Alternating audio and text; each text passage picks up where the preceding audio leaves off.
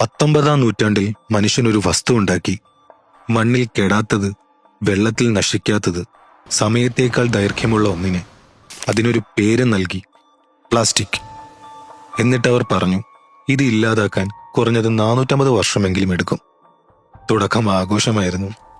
കളിപ്പാട്ടങ്ങൾ, കുപ്പികൾ, സൗകര്യങ്ങൾ. പക്ഷേ നമ്മൾ അറിയാതെ പോയി ഇത് ചിരിച്ചുകൊണ്ട് ഒഴുകുന്ന വിഷമാണെന്ന്.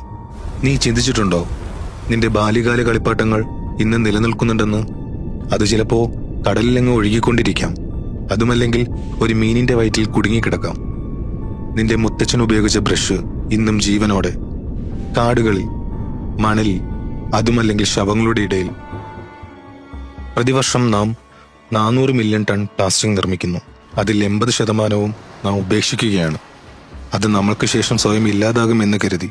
പക്ഷേ അത് ഇല്ലാതാകുന്നില്ല. പ്ലാസ്റ്റിക് നമ്മളെപ്പോലെ അനുഭൂതി കാണിക്കാറില്ല. ഓർക്കുക, ഓരോ കുപ്പിയും ഓരോ തിളങ്ങുന്ന പാക്കറ്റും ഇന്നും ഭൂമിയിലാണ്. ഇപ്പോൾ അത് കാറ്റിനൊപ്പം പറക്കുന്നു, മഴയോടൊപ്പം പതിക്കുന്നു, കുടിവെള്ളത്തിൽ ലയിച്ച് നിന്റെ ആഹാരങ്ങളിൽ എത്തുന്നു. ആഴ്ചയിൽ ഒരിക്കൽ നിന്റെ ശരീരത്തിലേക്ക് ഒരു ക്രെഡിറ്റ് കാർഡ് തൂക്കമുള്ള പ്ലാസ്റ്റിക് നീ കഴിക്കുകയാണ്. കടൽ ഇനി ഭക്ഷണം തരില്ല. അത് തിരിച്ചു തരുന്നത് പ്ലാസ്റ്റിക് കുപ്പികളെയാണ്. കുട്ടികൾക്ക് ബുക്കിൽ പച്ചപ്പാണ് നാം കാണിച്ചു കൊടുത്തത്. എന്നാൽ യാഥാർത്ഥ്യത്തിൽ മാലിന്യ കൂമ്പാരവും. നാം മരിക്കുമ്പോൾ നമ്മുടെ അസ്ഥികൾ പൊടിയും. പക്ഷേ നാം വിട്ടുപോയ പ്ലാസ്റ്റിക് അത് തുടരും. നാം ഇല്ലാതാകും. പക്ഷെ പ്ലാസ്റ്റിക് അത് നിലനിൽക്കും കാലാകാലം.